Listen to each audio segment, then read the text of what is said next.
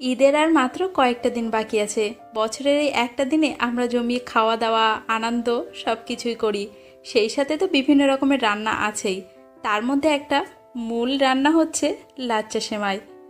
আর এবারের লাচ্চাটা যদি বাড়িতে বানিয়েই রান্না হয় তাহলে কেমন হয়? আজ আমি আপনাদের সাথে শেয়ার করব কিভাবে বাড়িতে খুব সহজে লাচ্চা বানিয়ে ফেলবেন। চলুন দেখে নেওয়া যাক। হেসেল লাভার চ্যানেলে আপনাদের সবাইকে স্বাগত। লাচ্চা বানানোর জন্য প্রথমে একটা ময়দার ডো বানিয়ে নেব। তার জন্য আমি এখানে 1.5 কাপ ময়দা নিয়েছি আর হাফ কাপের সামান্য একটু বেশি নর্মাল টেম্পারেচারে থাকা পানি নিয়েছি। পানিটা 2-3 বারে দিয়ে একটা স্মুথ ডো বানিয়ে নেব।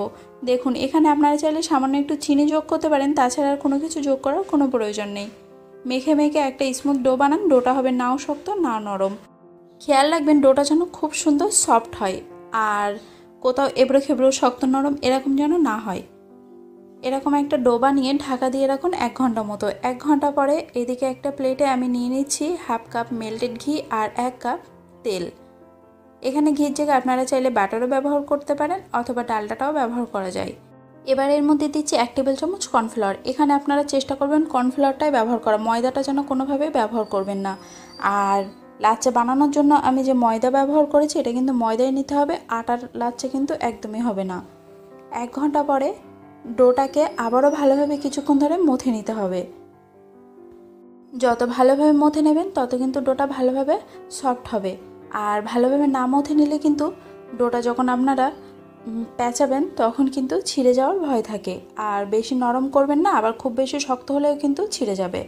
তারপরে আমি এখানে যে মাপে নিয়েছি তাতে আমি 4টে লেচি কেটে নিয়েছি, আপনারা চাইলে 3টেও নিতে পারেন। এবার এক একটা ডোকে হাতে ভালোভাবে গোল করে নিয়ে মাঝখানে আঙুল দিয়ে এরকম একটা ডোনাটের শেপে করে নিন। আর এই তেলের মধ্যে ভিজিয়ে রাখবো বেশ কিছুক্ষণ, 10 থেকে 15 মিনিট মতো। আবার ভেজানোটা কিন্তু আবার খুব বেশিক্ষণ করবেন না, তাহলে ডোটা অনেকটাই নরম হয়ে যাবে আর বানানোর সময় ছিঁড়ে যাবে। এখানে আমি যে ঘি আর তেল ব্যবহার করেছি, আপনারা কিন্তু ঘি, বাটার অথবা ডালডাটা তেলের সাথে ব্যবহার করবেন। শুধু যদি তেল ব্যবহার করা হয় তাহলে যে লাচ্চার চিকন ভাবটা সেটা কিন্তু একদমই ভালোভাবে আসবে না, তাই অবশ্যই কিছু একটা রাখার চেষ্টা করবেন। আর এখানে আপনারা নিশ্চয়ই খেয়াল করেছেন যে আমি কিভাবে এটাকে ভাঁজ দিচ্ছি। প্রথমে আলতো হাতে একটু লম্বা করে নেবেন, তারপরে একটা ভাঁজ দিয়ে আবারও একটু লম্বা করে নেবেন, তারপরে আবার একটা ভাঁজ দেবেন। এভাবে দুটো করে ভাঁজ দিয়ে দিয়ে প্রত্যেকটা তেলে ভিজিয়ে রাখবেন। এটা বানানো যতটা কঠিন না, তার থেকে বেশি একটু ধৈর্যের প্রয়োজন। আমি এখানে অবশ্যই স্পিড বাড়িয়ে দেখাচ্ছি, তবে আপনারা কিন্তু এটা আলতো হাতেই করবেন, কারণ বেশি টানাহেঁচড়া করলে কিন্তু ছিঁড়ে যাবে।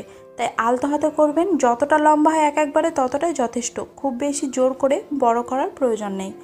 আমি এখানে মোট 10-12 বার মতো এটাকে ভাঁজ দিয়েছিলাম। আর আপনারা যদি আরও বেশি চিকন করতে চান সেক্ষেত্রে আরও কয়েকবার বাড়িয়ে নিতে পারেন। আমি এখানে সামান্য একটু মোটা রেখেছিলাম। সবগুলো একইভাবে ভাঁজ করে করে বানিয়ে নেওয়া হয়ে গেল। তারপরে এদিকে একটা কড়াইতে তেল গরম করতে দিলাম আর একটা প্লেটে কিছুটা তেল দিয়ে লাচ্চার ডো নিয়ে যতটা হাত দিয়ে পাতিয়ে দেওয়া যায় পাতিয়ে দেওয়ার চেষ্টা করবেন, মানে একটু বড় করার। আর যদি মনে হয় যে একটু ছোট রাখতে চান সেক্ষেত্রে ছোট রাখতে পারেন। আমি যেমনটা ভিডিও দেখাচ্ছি এইভাবে এটাকে চেপে চেপে দেবেন। তবে লাচ্চা বানানোটার ক্ষেত্রে কিন্তু সব কাজটাই পুরোটা আলতো হাতে করতে হবে। এবার কড়াইতে আস্তে আস্তে এটাকে ছেড়ে দেবেন।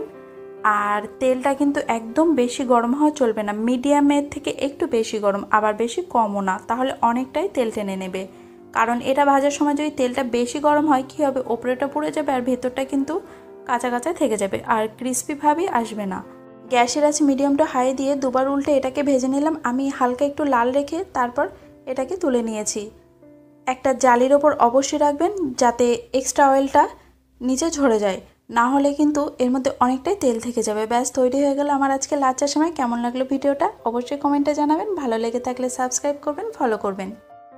ঈদের জন্য কিসের রেসিপি দেখতে চান আমাকে কমেন্টে জানাবেন। দেখা হবে পরবর্তী নতুন কোনো ভিডিও নিয়ে।